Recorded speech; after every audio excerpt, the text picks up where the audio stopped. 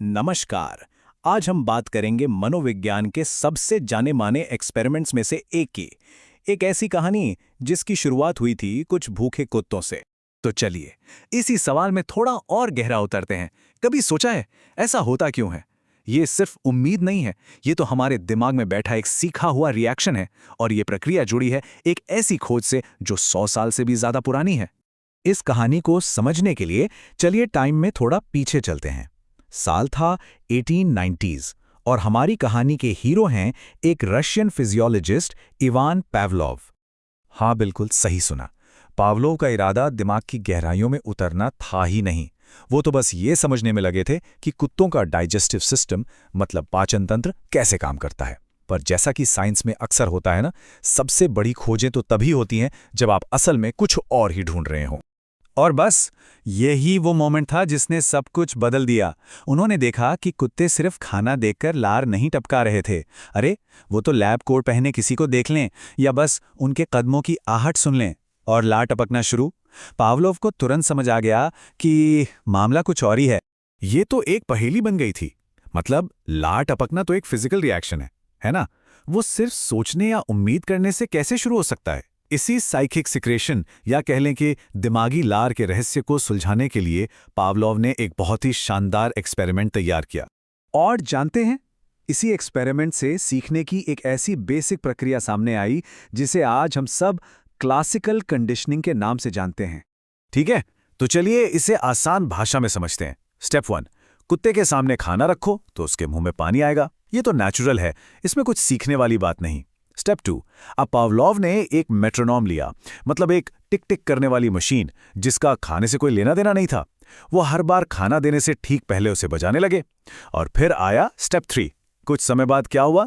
सिर्फ मेट्रोनोम की टिक टिक सुनकर ही कुत्तों के मुंह में पानी आने लगा, भले ही खाना सामने हो ही ना। दिमाग ने आवाज और खाने के बीच एक नया कनेक्शन बना लिया था। और यहीं पर साइकोलॉजी के कुछ सबसे जरूरी शब्द आते हैं। देखिए, जो खाना है वो है अनकंडीशन्ड स्टिमुलस, मतलब उस पर रिएक्शन नेचुरल है।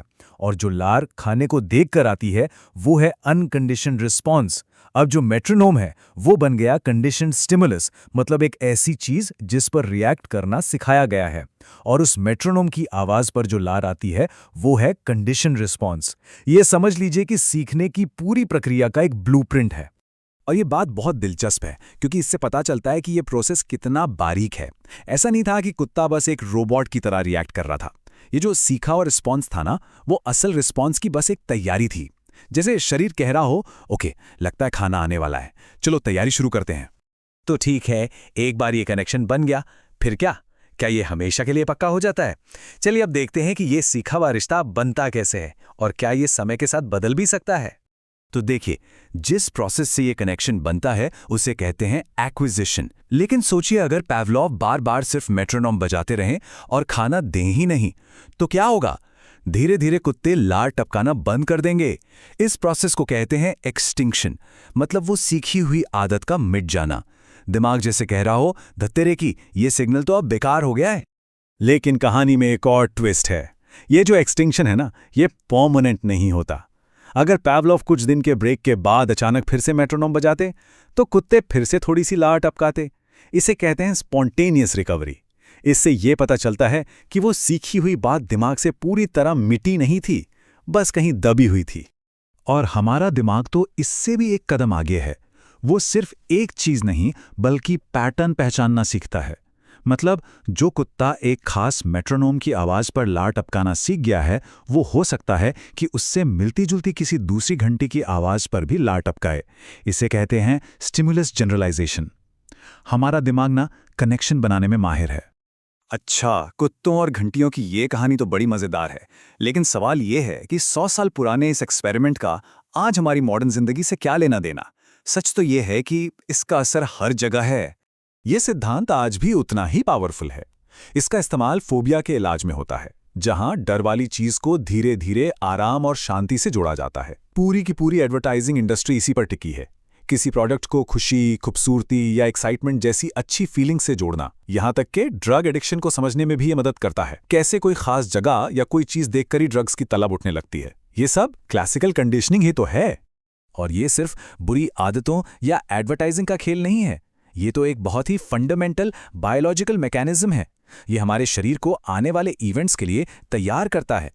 जब शरीर को सिग्नल मिलता है कि खाना आने वाला है, तो वो पहले से ही डाइजेस्टिव एंजाइम बनाना शुरू कर देता है ना? कमाल की एफिशिएंट सिस्टम जो सिर्फ सिग्नल के आधार पर काम करती है। तो आखिर में पावलोव की इस खोज का सार क्या है? यही कि एक बिल्कुल न्यूट्रल सिग्नल जब किसी जरूरी घटना से बार बार जुड़ता है तो वो उस घटना की पूरी ताकत अपने अंदर ले लेता है। एक बहुत ही सिंपल सा आइडिया, लेकिन इसके असर बहुत गहरे हैं। तो अगली बार जब कोई पुराना गाना सुनकर कोई खास याद आ जाए या किसी कॉफ़ी शॉप की महक आपको ताजगी से भर दे, तो पावलोव के कुत्तों को ज़रूर याद कीजिएगा और खुद से पूछेगा, हमारी अपनी ज़िंदगी में ऐसी कितनी घंटियां बज रही हैं जो अनजाने में ही हमारे हर रिएक्शन को कंट्रोल कर रही हैं। सोचने वाली बात है ना?